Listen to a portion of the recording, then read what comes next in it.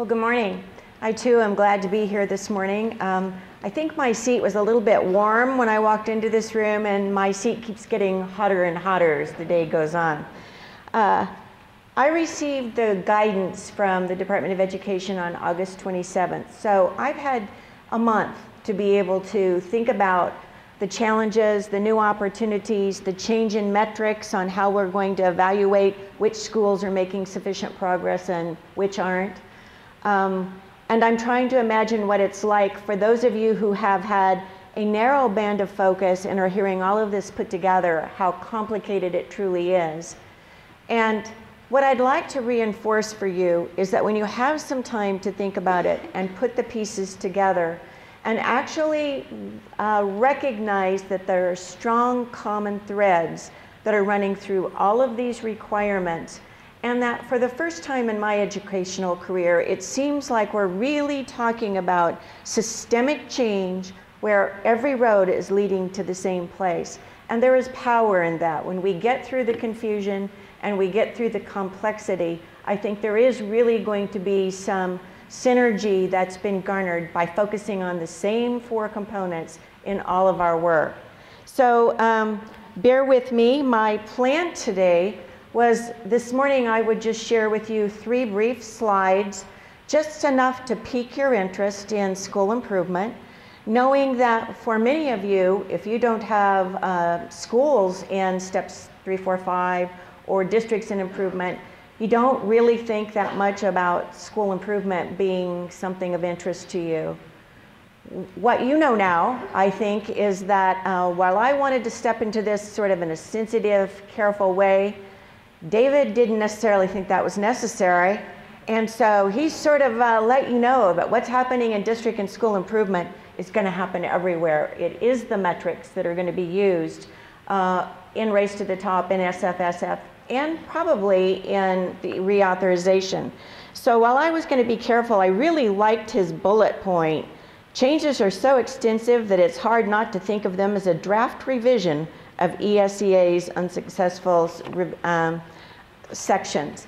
So with that, I'd like to direct your attention to the timelines. I'm going to try not to be redundant to some of the information that's been presented by Zali and by David, but the timelines are important. Many of you keep hearing the terms guidance, and you may or may not be familiar with that, but guidance is basically the first information that comes out to an agency, in this case a state education agency, that provides you what the proposed regulations are. And then there's a period for submitting comments that allow public input. And then there's issued non-regulatory guidance, which clarifies or perhaps changes slightly. I was really disappointed to hear Zali talk about how many people filed comments with school improvement. 147 comments from across the nation, and it's going to change the face of what we do. Now, I recognize that most people weren't aware of that, but we're going to have to hope that some of the comments that were issued were strong, and that some of the similar sentiments were echoed in people who did provide comments to Race to the Top. But because they're so interrelated and linked, that they'll be similar.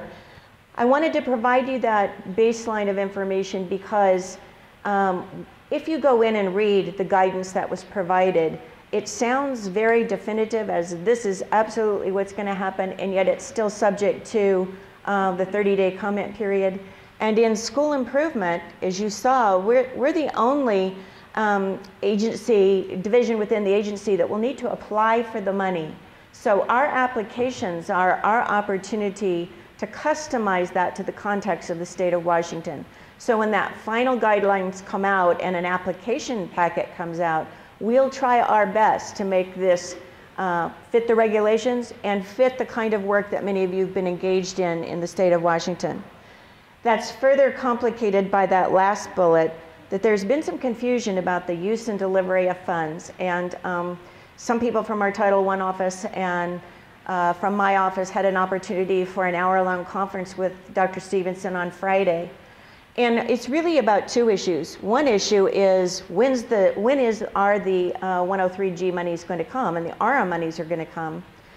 Because we as a division took that message that said this is an unprecedented opportunity, there is a sense of urgency, you've got to start planning now, and we did that. We've contracted with 110 people, we've invited districts, we're serving districts, we have partners we've contracted with, only to learn on September 3rd that our money is not going to come potentially till February, but it could be not until July 2010. That's the first issue with money. The second issue is that there is a strong possibility that those 103G monies are being repurposed and will need to be used based on the new metrics. So you can imagine our trepidation when we heard that there would be no money arriving for quite some time, and that when it arrives, we may not be able to use it on many of the current plans that we have. If you come to the school and district improvement presentation, we'll provide a little bit more information on that one. So you've heard a little bit about this before, the key components that are in the school improvement grant proposed regulations. The first one that you didn't hear a little about and that David didn't share the specifics are what those new metrics are. So how are we going to identify that lowest 5% where we're going to implement one of those required models?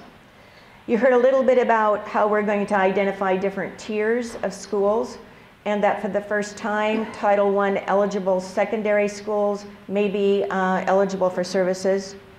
You've heard about some of that new funding and accountability, and you'll hear about more of that in both our session and in other session. And then about new district responsibilities, which is basically being able to provide support to your schools that fall in Tier 1 or Tier 2. Want to spend just a minute to talking about some of the potential implications to our current programming. One is the likelihood of that repurposing of funding. We are anticipating that at the minimum it will require a $6 million reduction immediately, and that there is the potential, based on the further guidance on the use of those G funds, may require us to reduce some others. So we'll speak a little bit more about that. There are no final decisions that have been made, but they will be shortcoming to superintendents within the next couple of weeks. We wanted to also make a point of you understanding that there are current similar requirements for all of the ARA money that's going out, as well as the Title I set-aside that we use and the 1003G money. So our ability to separate those, each of those used to come with their own rules and regulations. They're now blending those together. And to understand the immediate shortfall that we're going to be facing. I'd like to invite you to come to our sessions. Our intents are to share with you what we know and what we don't know, and to be as transparent as we can on understanding the current situation.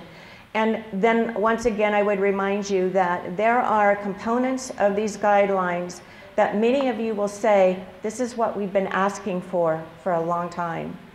It is going to be in the transition from one system to another without a lot of time and without a lot of forward warning that that was going to happen. That's going to create the challenges for us. But I do believe that we're going to come out the other side of this with a stronger program that'll really more effectively represent what reasonable people think low performance looks like. Thank you.